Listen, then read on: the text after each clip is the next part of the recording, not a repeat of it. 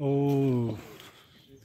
मेरे YouTube के सभी परिवार जन को नमस्कार। आज मैं यहाँ क्या कहते हैं इसे बेटापुरा तीर्थ स्थल पर आया हूँ। यहाँ पर शायद आपको दिख पूरा सीढ़ी 3000 सीढ़ी कुछ है बोलते हैं, 3000 सीढ़ी। मैं और मेरे परिवार के साथ आज दर्शन के लिए आया था। ये दरअसल बोधि धर्मा का ध्यान स्थल, उनकी बचपन का ध्यान स्थल बोलते हैं ना, मेडिटेशन का प्लेस वो है दरअसल कहते हैं। और वो ये जगह स्थित है हुनसुर से थोड़ा आगे और बेलगुबी से थोड़ा पीछे, शायद 15 किलोमीटर होगा हुनसुर से और बेलगुबी से।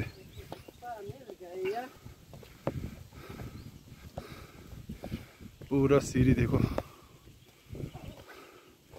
अभी कैसे चढ़ना है पता नहीं, धीरे धीरे चलेगा।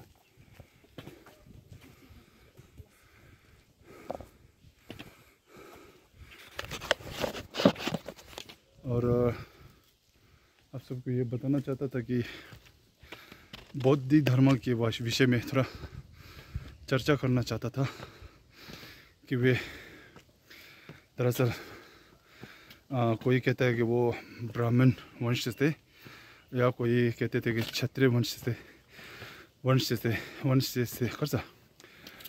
है।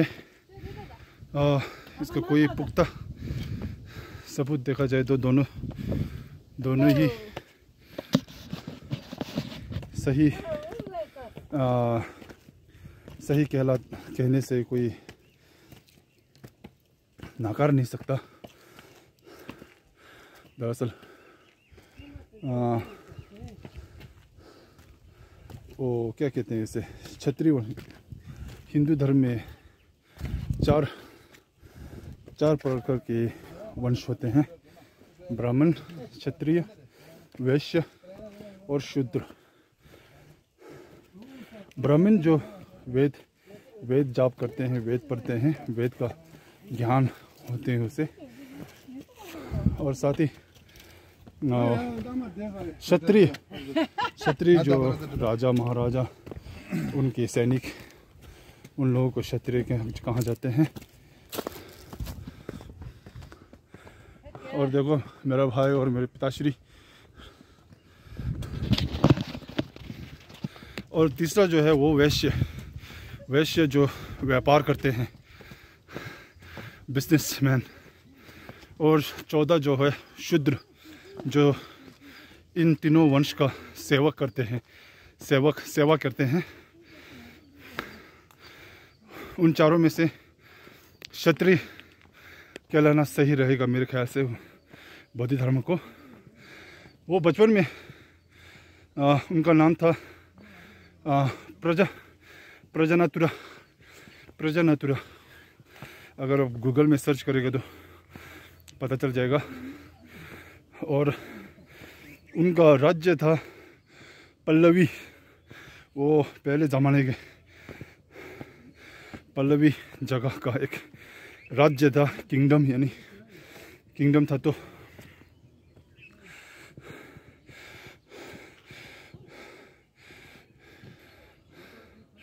वो राज्य का, पल्लवी राज्य का वो एक युवराज था, राजकुमार। तो वो बचपन से ही 7-8 सालों में से, यहाँ मेरे पिताश्री कहते थे कि वे 7-8 सालों में ही यहाँ इस पहाड़ में आते थे और ध्यान करते थे। पता नहीं इसमें कितना सच है, कितना गलत है।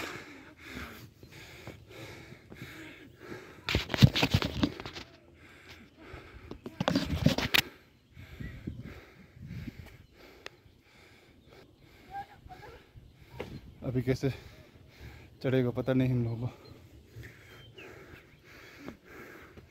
तो बताया जाता है कि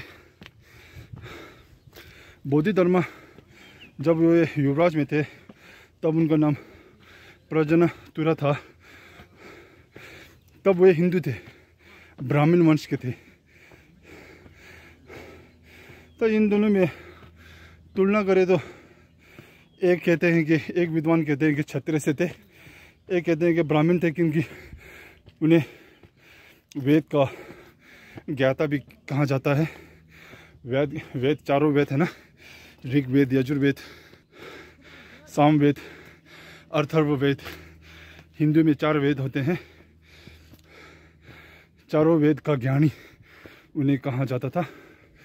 तो उन्हें ब्राह्मण भी लोग कहा गया। तो इससे शायद लोगों को समझने में थोड़ी गलतफहमी हो गया हो शायद, क्योंकि क्षत्रिय भी तो पाठ पढ़ाई कर सकते थे उस समय।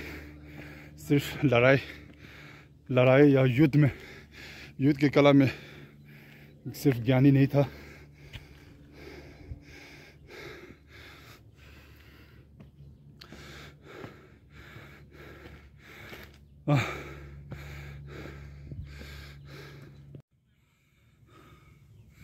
ओ थोड़ा सा थक गया। तो मैं कहाँ था? वो बौद्ध धर्म जब 8 साल के थे तब यहाँ पर ध्यान में लगने के लिए यहाँ पर आते थे। ऐसा मेरा पिताजी का कहना था, इसलिए इसका नाम ही बेटापुरा नाम रखा गया, क्योंकि बेटा मतलब बच्चा, तब वो बच्चे ही होंगे। पूरा मतलब नगर ना, सिटी। तब वो पता नहीं पल्लवी नगर जो है, पल्लवी जो राज्य था वो आज के 3 राज्यों को मिलाकर बनाया गया था। कर्नाटका, आंध्र प्रदेश और तमिलनाडु। तब इन तीनों का राज्य एक ही था, पल्लवी। आप खोज करके देख सकते हो।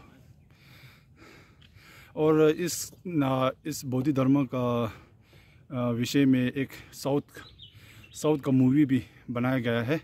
आप चाहे तो यूट्यूब में देख सकते हो, बौद्ध धर्म। सिर्फ सीधा बौद्ध धर्म टाइटल लिखने से ही यूट्यूब में आ जाएगा।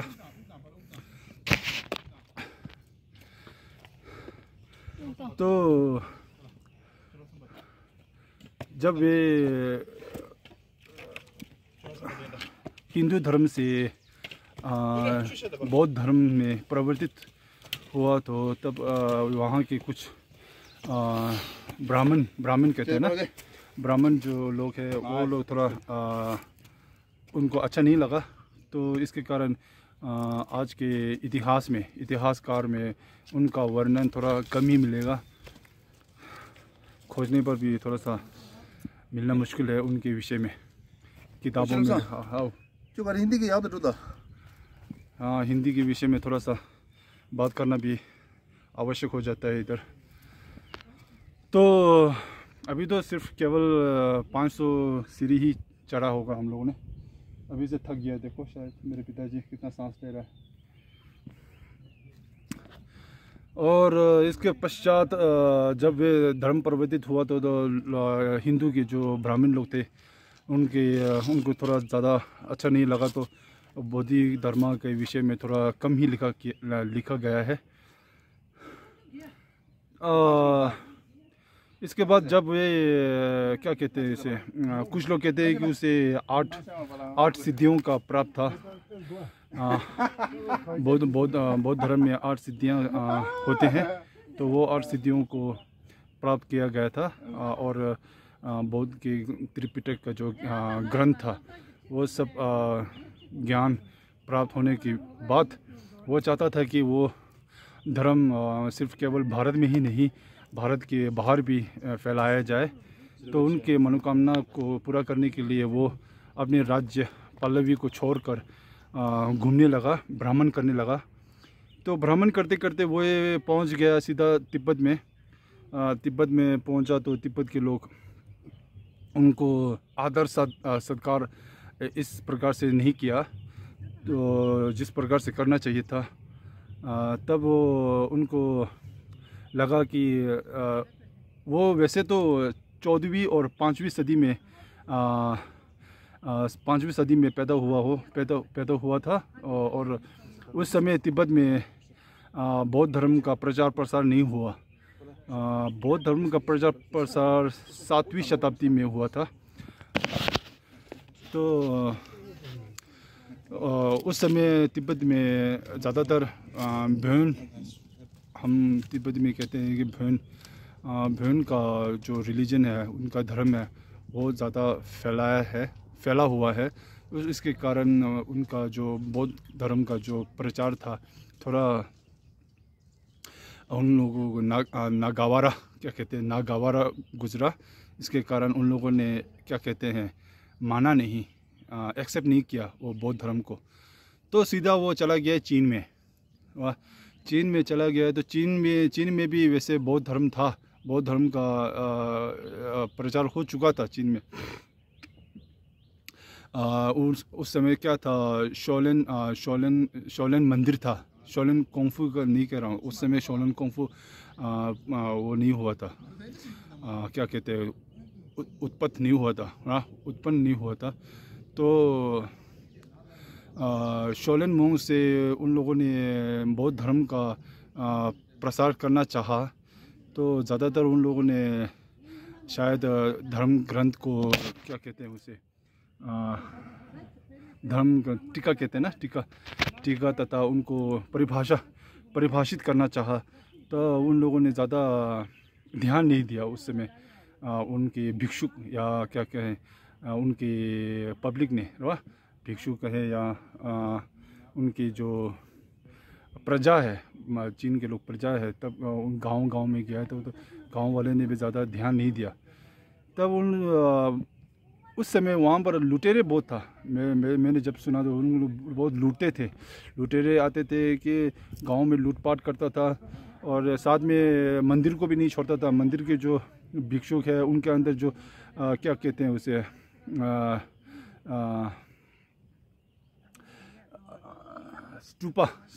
स्टैचू है ना, स्टैचू थे। आओ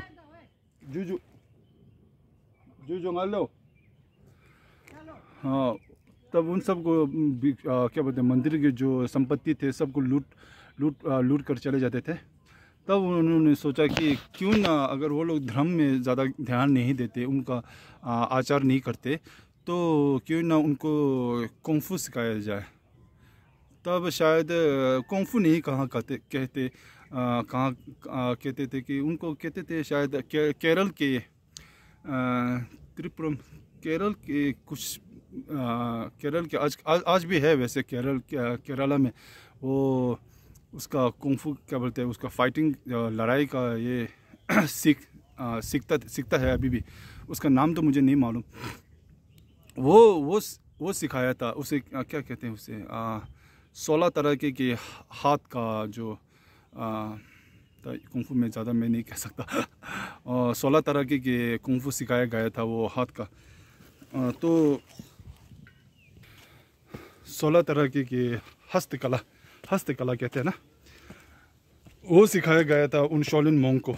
केवल शोलेन भिक्षु को नहीं, सिर्फ गांव वासियों को भी सिखाया गया था, ताकि वो लोग अपने खुद को आत्मरक्षा कर सके। सेल्फ डिफेंस कहते हैं ना,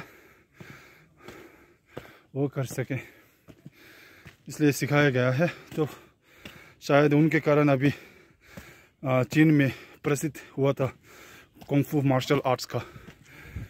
अभी भी बौद्ध धर्म का बहुत सारे मंदिर है वहाँ पर, क्या कहते हैं उसे, चीन में। केवल चीन में ही नहीं है, वियतनाम में है, कोरिया में है, जापान में भी है।